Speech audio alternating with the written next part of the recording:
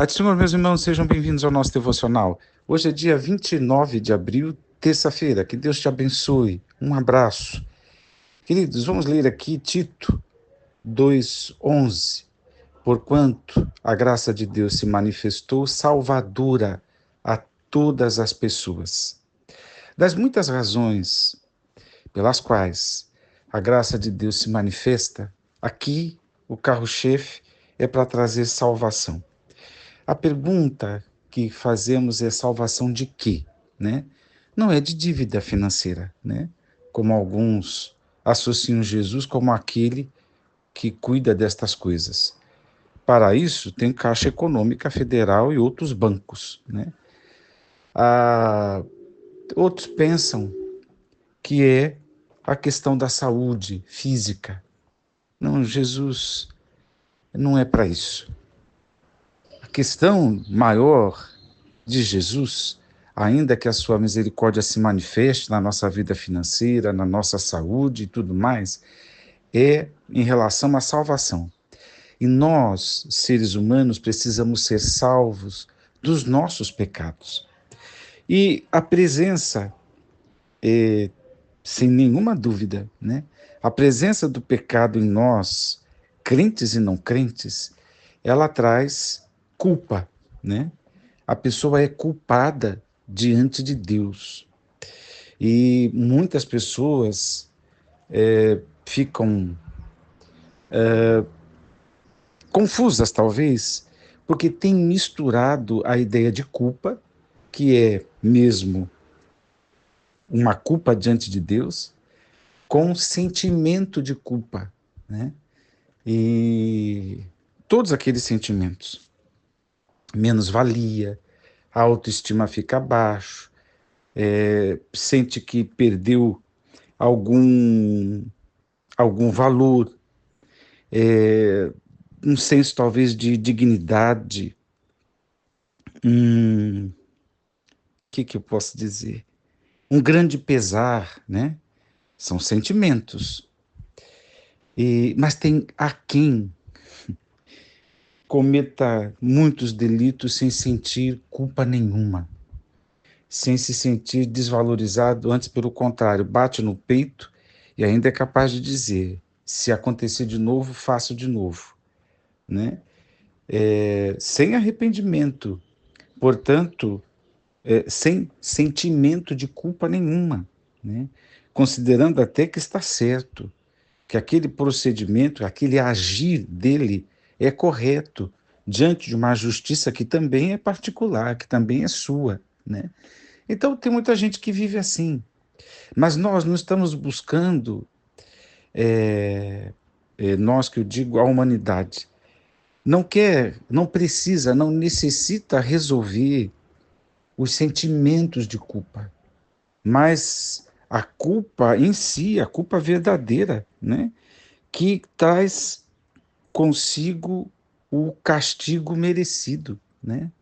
A culpa é um pagamento corretíssimo, é um pagamento devido, né? Através de quê? Através de castigo. Tem sido assim, né?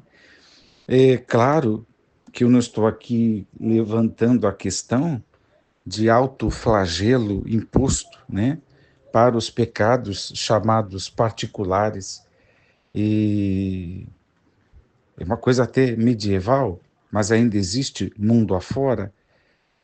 Mas há quem queira orar, nunca é demais, né? Mas há, por exemplo, quem queira resolver essa questão da culpa com uma campanha em cima da outra, com uma oração em cima da outra, engajado em coisas das quais ele pensa pagar de alguma forma a culpa. O Evangelho ficou claro para nós que Jesus fez um ato expiatório, né? Fez um ato de salvação no nosso lugar. Jesus pagou o castigo devido, o flagelo que eu merecia, Jesus pagou, né? Na cruz do Calvário. De maneira que quando a graça de Deus se manifesta, ela traz esse Cristo Jesus, que é a graça, né? A graça tem nome, é Jesus. Quando Jesus se manifesta na nossa vida, a culpa que merece o castigo, um castigo devido, a gente fica consciente que já foi pago por Jesus Cristo. Então, aqueles sentimentos agora são tratáveis, né? Todo aquele sentimento de culpa, né?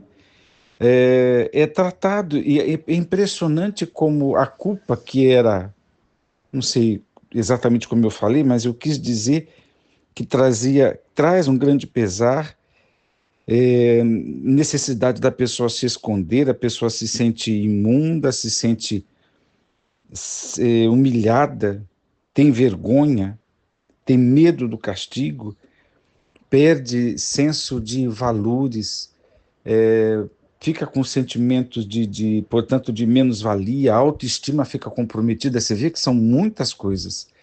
Aí, tudo isso aqui que eu estou mencionando, em Jesus ganha uma virada, né? Hoje a turma fala, né? Virou a chavinha. Para que, por incrível que pareça, a culpa acaba sendo uma contribuição. Apesar, né? Embora seja uma fonte de dor emocional, a culpa não é mais está no lugar do culpado, né? Mas a culpa que o crente sente nos leva para um outro lugar. Tem uma, como é que eu vou dizer, uma outra função em nós, né? Vira um alarme, vira o, como eu costumo dizer, o grilo falante, uma sirene interna que diz para nós o que nós fizemos, né? E que faz com que a gente reconheça, né? E reconheça, portanto, o erro, e a gente fica muito esperto, muito aguçado para entender que a gente quebrou o sistema, não no sentimento, né? Os valores diminuídos, mas que a gente quebrou um sistema de valores do corpo de Cristo, do Evangelho. Sistema de valores que passou a ser o nosso a partir do novo nascimento, a partir do fruto do Espírito em nós. Então, a culpa, ela deixa claro, você tá numa crise aí de identidade, quem é você, o que você está fazendo, né? Então, a culpa, por incrível que pareça, em Jesus, não nos leva para aquele lugar, nem de culpado que merece castigo eterno, e nem para o lugar aonde o sentimento de culpa condena, abafa, agride, mas antes, agora ele nos corrige, né? Ele faz com que a gente olhe para os nossos comportamentos, para as nossas atitudes, né?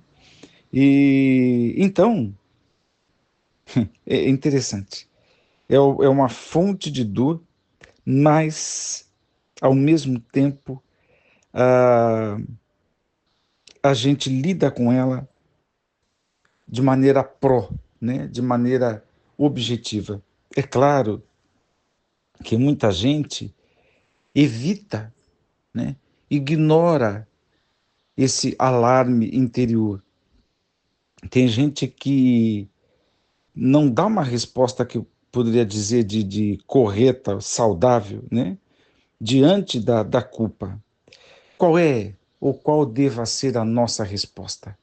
A nossa resposta para o sentimento de culpa, que é uma coisa, culpa é outra, né? A nossa resposta é entender, número um, que Jesus levou a culpa, né? Número dois, que esses sentimentos não é para me deixar no chão, mas é para eu entender a gravidade do que eu fiz, né? E o que eu faço com tudo isso? Eu vou dar uma resposta saudável. Eu vou para o arrependimento. Eu vou para o joelho no chão. Eu vou para a aceitação da graça, para o perdão oferecido na cruz do Calvário por Jesus Cristo. Esse é o lugar da culpa na nossa vida. Por quê? Porque a graça de Deus se há manifestado, trazendo salvação a todos os homens. Que Deus te abençoe. Vamos orar. Pai, rendemos graças a Ti por Teu amor, fidelidade para conosco. Livra-nos, ó Senhor, dos sentimentos de culpa e dá-nos, ó Deus, a culpa que nos coloque de joelhos, que faça com que nos arrependamos, a fim de que Tua graça flua em nós e que estejamos amparados por ela enquanto vivermos. Oro no nome de Jesus. Amém.